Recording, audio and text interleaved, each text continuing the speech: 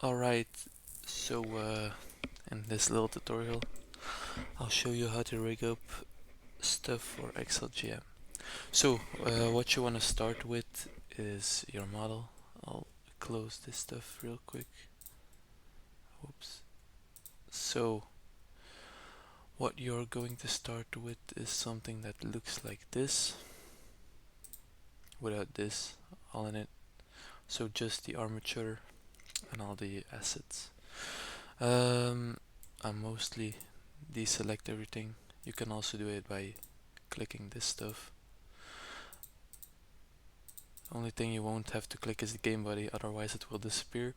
So I left bottoms open because I was working on some pants too.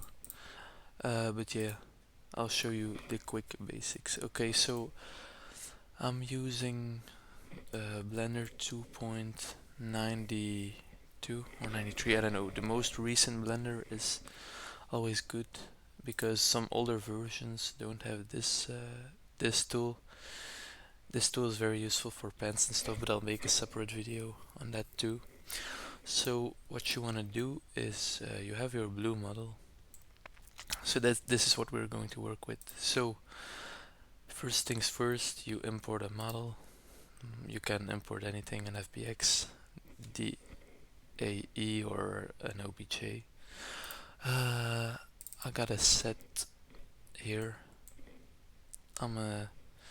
It's loading in because it's pretty big. Yes, it's pretty big. So I'll hide whatever I'm not going to use in this one.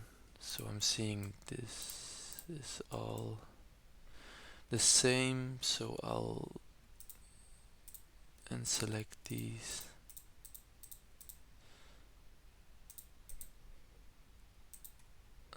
Maybe deselect the body.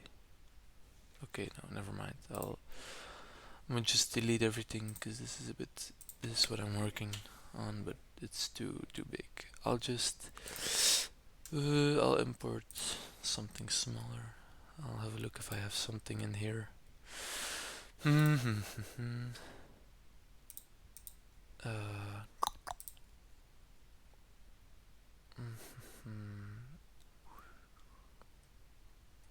oh, it's up here.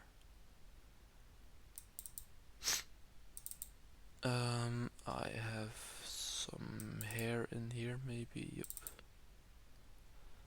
Okay, yep. So, for example, this hair. So it has 3 maps, but that doesn't really matter. What I do is I just click them all and I join them so it becomes one hair. Okay, so what I first do is check the material. Okay, so this is the only material, the diffuse map. Okay, doesn't really matter that much. I just delete it and put a white one. That's not necessary, but it makes it easier to work with in Unity later. So the first thing you want to do is you see that the origin of your mesh is not right here. So what I always do is just I set the origin to geometry so I can move it around like this. What I do after is I put it in position. So the first main step is to put everything in position. So let's see over here. It's a bit off, so I put it in position. Sometimes you'll have like a problem where you can't really zoom in all the way. I don't know what it is, but it happens. Sometimes it's a bit shitty, but yeah. So it's in position, but as you can see, it's like too big. So we have it in move, the rotate, and the scale, and then something that has all of them in it. I don't use this one too much, just the scale and move. So I'm gonna scale it a bit down and move a bit. Try to scale it a bit sideways. You can always have like a look from under to see how it fits. So I might drag it up a bit.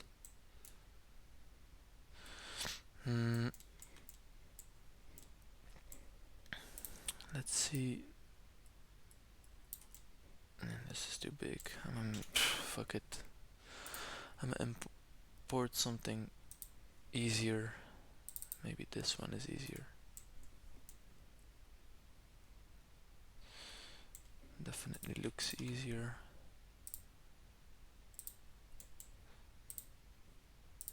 So again, origin to the geometry. Okay, just like that. So yeah, what you want to do is you want to find the right spot to place it. I think this is pretty okay. Yeah, it's a bit wide. So when you're like, okay, I got it in position, and you want to fix minor things, you can use the sculpt mode and select the elastic deform. It's a pretty useful tool. You can set the radius over here, like you can drag it all the way. But when you choose a good radius, you can take your mesh and sculpt it a bit to the head so that it's like not too far from your head. So as you see, it's like a bit far from the head, so you can drag it like this, or like here it's over the ear, you can drag it a bit out so it goes over the ear. On the back side of the hair too, you can like sculpt it a bit, so to whatever you like. Mostly you can use this whenever something's like in the body, you can drag it out so that it doesn't clip. That's the main thing I use sculpting for. Like here you see sometimes you have like holes that don't look good. But yeah, okay. So this is the real first step is to fix the position. So the second thing is weight paint. So when you have your mesh in position, what you want to do is you go to the weight paint.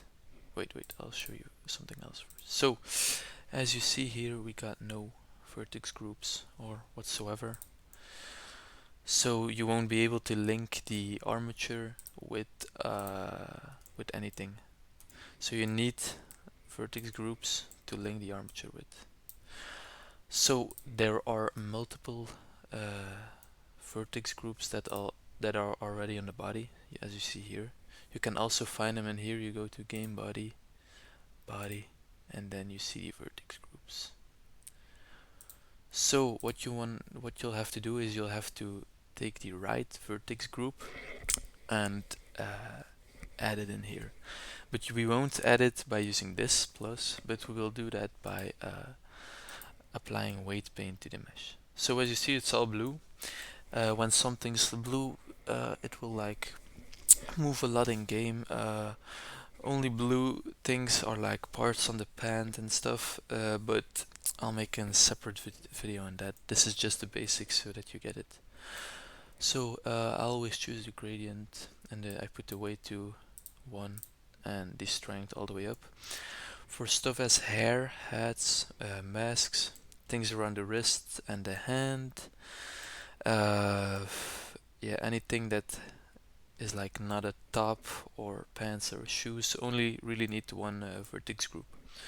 So with this one, what I'm going to do is I'm going to drag with the gradient so that it becomes full red. When something's full red, it means it will stick to the position it's in. As you see, a group appeared over here. So I'm going back to object mode, and I'm going to rename that group to skater head. If you're busy with something and you don't know how it's called, just click on the body and look for the right name. So here we can see on the body we have skater head. You see this is in the weight paint, you'll see this is the skater head. So yeah, that's it. Okay, so it's rigged to the head right now. So what I'm going to do right now is link it to the armature. So this is the armature. It's going to be armature 1. First things first, you got your mesh, you click on it, and you add a modifier. Click armature, armature 1. For simple stuff as hairs and wrist shit, you'll have to click the appropriate vertex group too. So now this is set up. You make sure the armature is visible, like this, and I'll shift click the armature and my mesh so that it's selected, and to test it out you can go to the pose mode and see, okay, the body doesn't move along, but this is not an issue. The thing is just the mesh has to move along with the armature, so it's moving along perfectly. I forgot one thing, always make sure at the end you press Ctrl A and set it to all transform so the origin is back here. Good, so we click this, shift click this, control it and see if it works. Okay, it works. So I'm going to export. Make sure the armature is shift click with the mesh before exporting, so export as an FBX. I'll go to the appropriate folder. This one is poop. I'll name it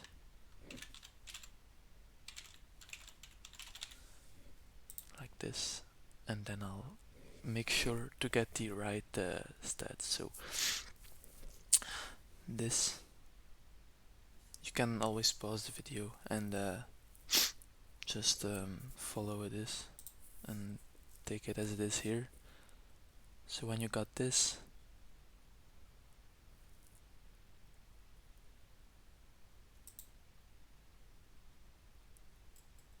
okay, so we all got this. The bake animation stays the same as it is. So what you want to do after is just click the plus, give it a new name, whatever you want to be it.